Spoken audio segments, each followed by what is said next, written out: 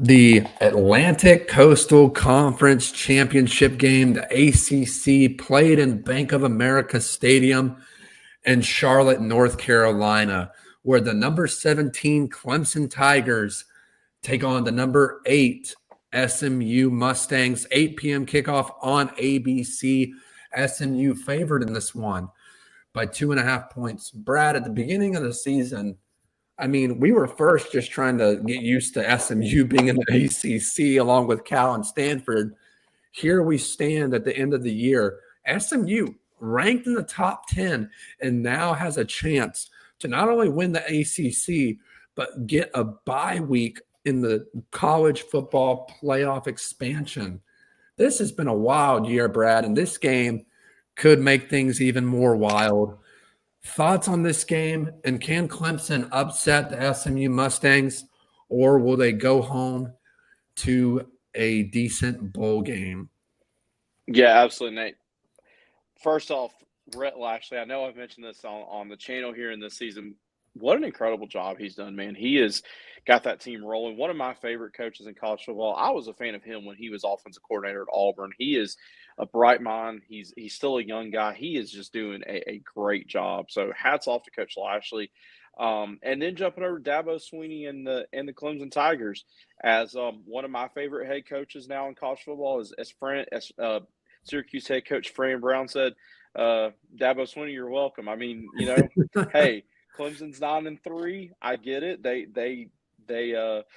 They're here, but it took a little bit of help. So take that for what you will, Clemson fans. That's not a bash, but you had to get some help to get here. Nate, a lot of storylines in this one, man. This is a game I am very, very excited to watch. I'm going to have Penn State, Oregon. We're going to talk about that game. So I'm going to have Penn State, Oregon on one screen and this game on the other screen. I hate they're at the same time, but that's what's great about Conference Championship Saturday. Right. But no, a lot of storylines. Obviously, Cade Klubnik, he has had a really, really good year. I think he needed to have a good year. I think there was a lot of people that doubted him after, a little bit of a down year last year in his first full season as starting quarterback. They've got such a talented running back in Phil Maffa. This guy just runs angry. He's very, very physical. Clemson's got some very, very talented weapons. Of course, Antonio Williams, good freshman in Wesco. They've got some playmakers, and Nate, of course, with Clemson, they're going to have a good defensive line, and Peter Woods and some others. Man, they've that patented Clemson good front four it's there again this year. And then SMU, man, I smile because this is just such a fun team to watch. Kevin Jennings, I tell you what, that was a gutsy move by Rhett Lashley and that offensive staff, because Preston Stone came into SMU as a very, very heralded recruit, a borderline 5-star. Everyone thought he was going to really, really be the reason SMU was, what they've been this year, and it's been Kevin Jennings. And Nate, I'll be honest, I remember me and you had a conversation earlier in the year that after watching SMU struggle on the road in Nevada and then get beat by BYU, I was like, hey, SMU is going to be in for a long season. And what are they? They're 11-1. They have done an unbelievable job. They're a very, very fun offensive team. And Nate, in doing some preparation for this game, they've got a good defense. They're feisty, man. They get after the quarterback. I believe they've got 15 team interceptions. This defense has been ready to play in the ACC. So Coach Lashley and specifically that SMU defensive staff, they've done a good job. Nate, I'm going to be honest. This one to me, I was looking at the over/under. It's 55.5. I'm a little surprised. I think I think we're going to be in for a shootout. I really do. Yeah. Both these teams got a good defense, and I will say I think this is going to be the best front seven that SMU has faced. But Clemson's been explosive on offense this year. Of course, Maffa is, as mentioned, a physical runner. Klubnik has definitely showed an ability to run the football.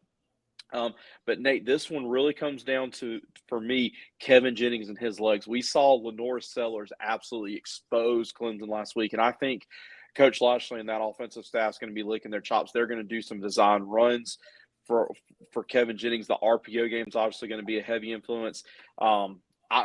Give me the Mustangs in this one. Pony up. They're going to get it done, and I'm really, really excited to watch this team in the playoffs. But yeah, SMU I think is going to take this one. Yeah, Brad, one of the biggest matchups of the weekend, no doubt. And when you look at the storylines for this game, the biggest one that jumps out to me is quarterback for Clemson, Cade Klubnik AKA Bony. That's an inside joke. Shout out Uncle Buck. He went to high school with Cade Klubnik's mom. So long story, but won't get into that. For me, Cade Klubnik, he's been the difference maker, but in a negative way, Brad. He when the moment is tightest, when they need him to step up and make a game breaking play, he chokes. We saw it last year against Florida State. Clemson was on the ropes, about to beat Florida State, and Cade Klubnik makes a boneheaded mistake. Then this last week, right? They got a chance to go down the field and beat South Carolina. What does Cade do? He throws it behind his receiver and gets intercepted. So that's going to be the key to winning this game for either team. It's going to be Clemson's offense versus SMU's defense. Right now, Clemson's averaging 35 points per game, ranked 14 nationally. But then you look at SMU's scoring defense. They're only giving up 19 points per game, placing them 19th nationally, which is crazy considering that SMU wasn't even on the map coming into this year. Then you look at their defensive contribution and linebacker Jimmy Phillips Jr., 78 tackles, 4 tackles for loss, 2 sacks. Jahari Rogers playing DB, 3 interceptions. You mentioned their interception rate this year. They've played outstanding. To me, it really comes down to, is Cade Klubnik going to be able to limit mistakes? I get it. It's more of a home game for Clemson than it is for SMU being closer to Clemson. But I think SMU fans are going to travel too. And to your point, SMU, just phenomenal job. First time in first year in the conference, and they get to the conference championship game when everyone expected it to be Miami, Clemson, or Florida State in the mix as well.